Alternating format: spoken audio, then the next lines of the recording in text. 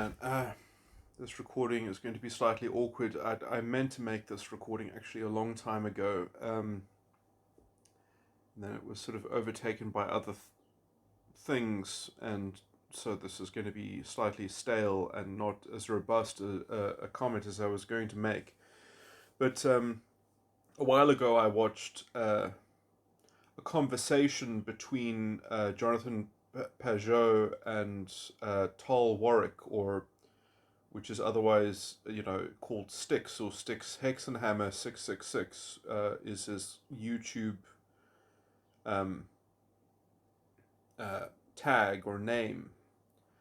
And it's interesting, it was kind of introduced, Jonathan Pageau says, I don't really do debates, I do discussions. And so it was called a conversation, and then sort of quite funnily, it was like a conversation of something, but then it said like, Jonathan Pageau versus Styxhexenhammer, I think was sort of the title of the video. Anyway, it went pretty well, I think. I think Tarl Warwick, or Styxhexenhammer, mopped the floor with Jonathan Pageau in this conversation, and really showed a much superior sensibility about these things, and generally more coherent worldview on these matters. And I think that what Jonathan Pageau suffers from is man, you see, I wish I'd made this recording right at the time. He has this. Jordan Peterson also has this in his worldview, sort of somewhere there, which is that he doesn't really take integrity seriously. Like very, very, it gets washed into the compromise of living in a society and wanting some kind of homogenized, generalized solution to the human condition. And Styxhexenhammer is more pragmatic and realistic and serious about taking, actually finding actual answers to questions. And I really think that this shines through the whole conversation.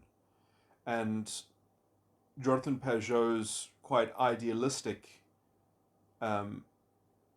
sort of reliance on Christendom, or sort of being part of a Christian culture, or the Christian West, or something like that, is really shown out. That Jonathan is being naive, but that there's a juvenile bad faith almost underlying that, or underpinning that.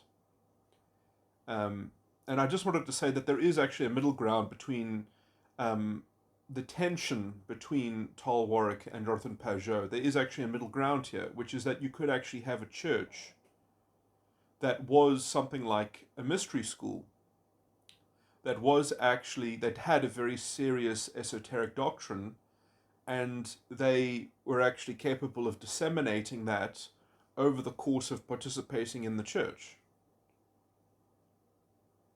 It's not impossible to have a church that uses, obviously you would need a church that you didn't just go to church once a week, basically, probably, but that used the time that it did have in the teaching of the church. It would just mean that you would have to have a church that wasn't structured like the Catholic Church, that wasn't structured like many churches. But, it's not impossible to conceive of a church that didn't just kind of create a lowest common denominator sort of spiritual gruel. It's interesting in different religions. For example, in Thailand, the Buddhist priests there, every man in Thailand at some point in his life is expected to be a Buddhist priest, to become a monk. It's just expected that at some point in your life you should actually discover religion and that you should actually go the whole hog and that you should, learn about these things. That's just part of the culture. That that not that you should, so as a culture they take these things more seriously, I would say. Um, I don't see why there shouldn't be the same expectation in the West that at some point in everyone's life they should expect to essentially become a priest, and why that shouldn't be a kind of a status which is attained. I mean, I come from a church where essentially that is the expectation, and even in terms of the culture and the spiritual technology and the understanding and the language is stratified so well uh, uh, within the structure of being that if you just are a mother and a father in a family, you are a priest and a priestess because you're a house priest and a house priestess, and you have to teach your children things. And it is the function of the priest to do the teaching. So there is this kind of integration of these roles and these things. Um,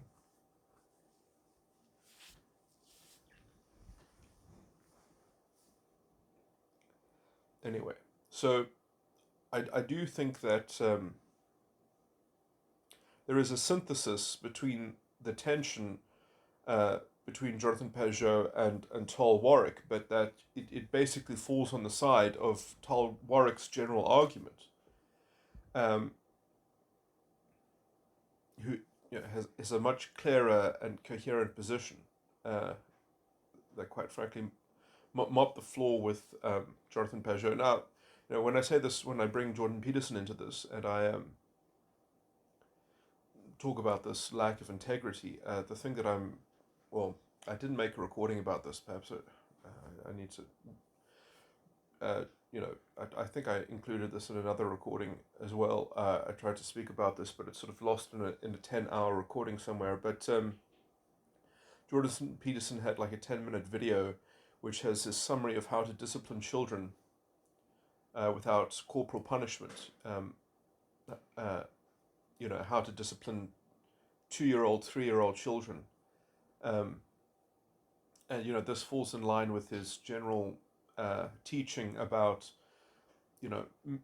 make your children act in such a way so that you don't dislike them. And he provides a kind of strategy where, the child isn't going to play games with you and sort of escalate things and threaten your position within the kind of the power hierarchy or the status hierarchy, that you're not going to be vulnerable to the child basically debasing you.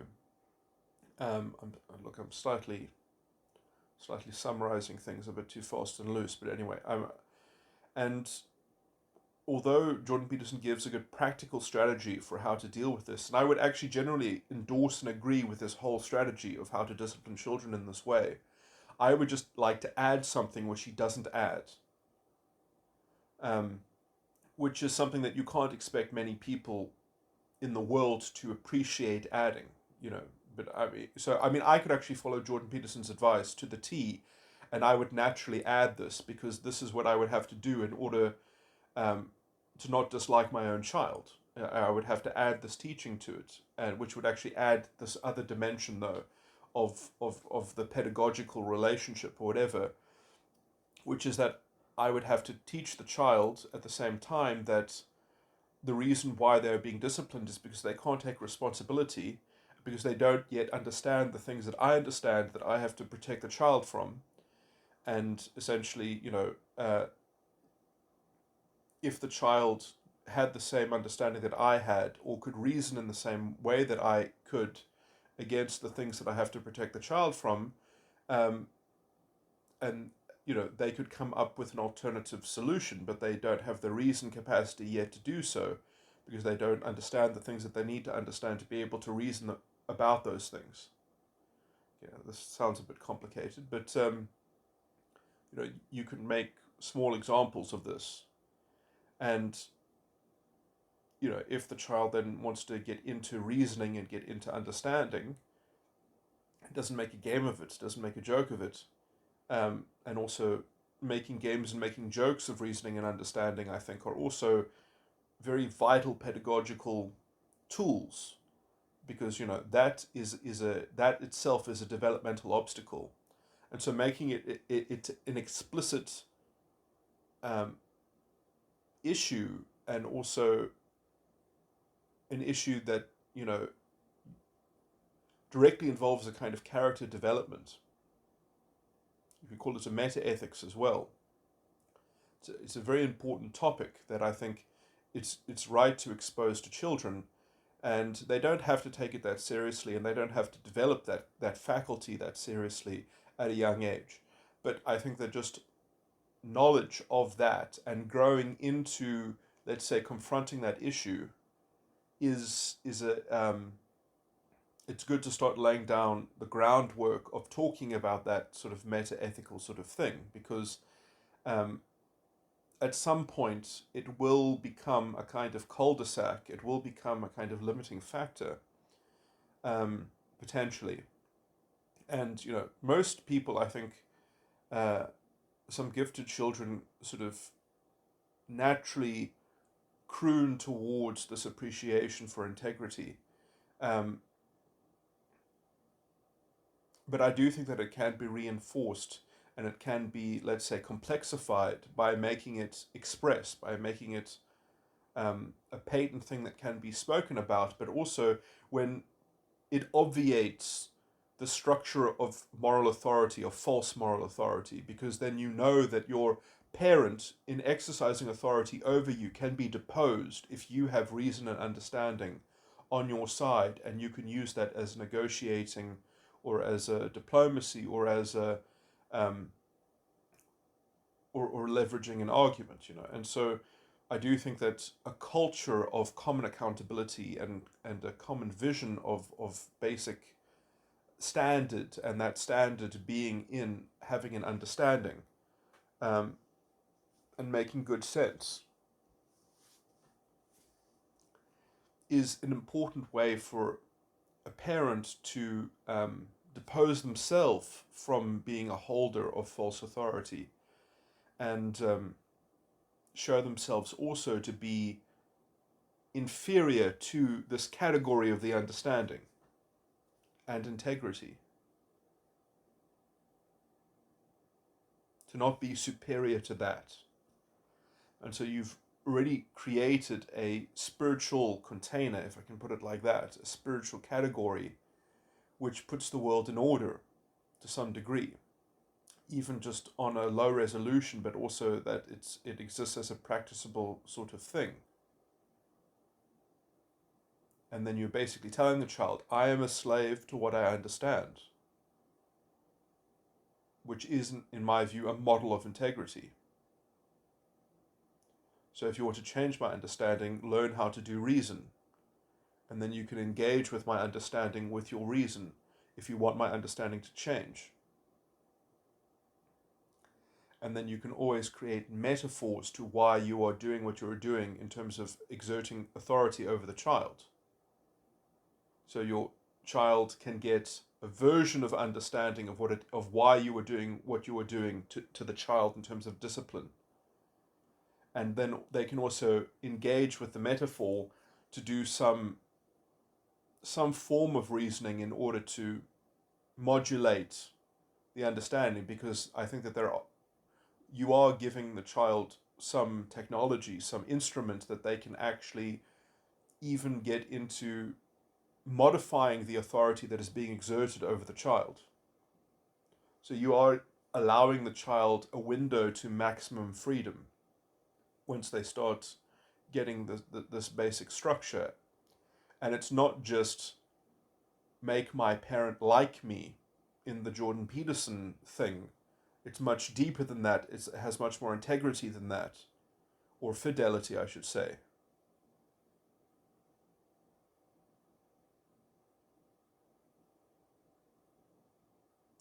And also understanding that other people aren't responsive to that level of fidelity and integrity, understanding the difference between character, as it were, and look, I mean, that might be slightly weird for the child to realize that that if you can have a strong family culture that has deep integrity woven within it, but that much of the world operates in a corrupt way that obviates those kinds of issues. Um, that's perhaps quite a sad thing, just recognizing how low down the ordinary, normal, sort of bog standard is in the world. It's quite terrifying, I think, actually. But this is why, being attached to a church or a community um, that has a similar kind of appreciation and the similar kind of accountability, where people are held, in the same sort of cultural standard. I mean, this is why I think this is the function of the church in some sense. This is the function also of communion, is that you are holding your church family to a standard in which you have this spiritual sharing and exchange. I mean, this is what you are essentially sharing also within the communion, is holding people to a higher standard and engaging in, let's say, the proper amount of human drama that facilitates growth and pedagogy. Is that people are holding each other accountable so that they can sharpen their iron and they can grow in understanding. But I do think that these things are very basic, are the very basic rudiments of this, which you can even get into pedagogy with children. Um,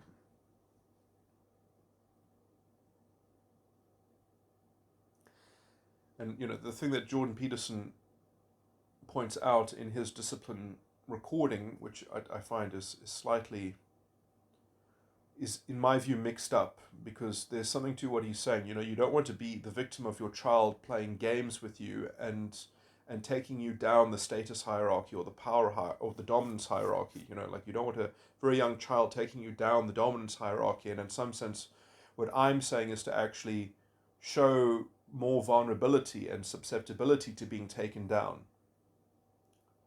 But I think that there is a ground floor there. There is a zero there. I talked about this in the last recording that I would have uploaded about journalism. I talk about, I go far afield into many different issues, and I talk about going to zero.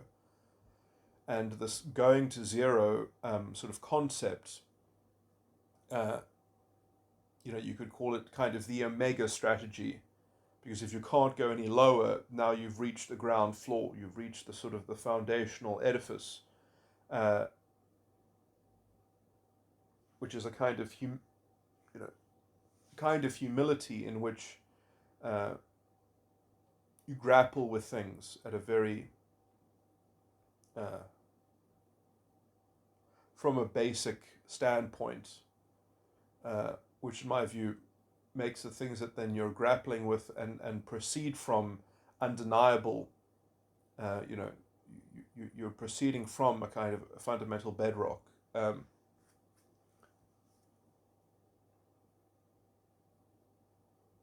you're showing people the tools or the basic building block of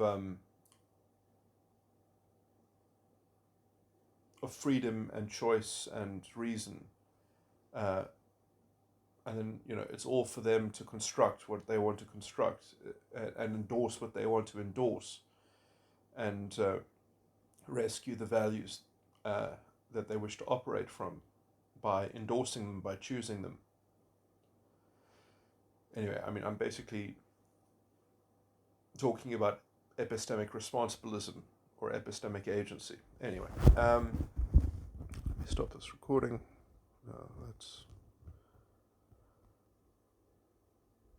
So I mean, I've wanted to comment on that for a while.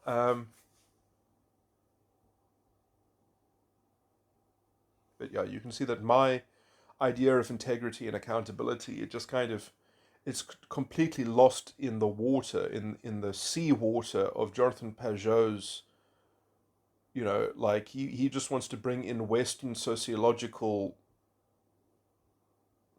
conflation into a Christian project in the West, or some other monstrosity or half-baked, narrative, that's so divorced from the individual, that's so abstract. It's really, um, I do think that the cold water of Tol Warwick, saying, oh, no, no, no, people should get really into esoteric stuff, otherwise they should just fuck off, essentially. Or that's, so he was nowhere near as crude as that, but I mean, that was, in my view, the cold water that he was pouring over Jonathan Pageau's worldview.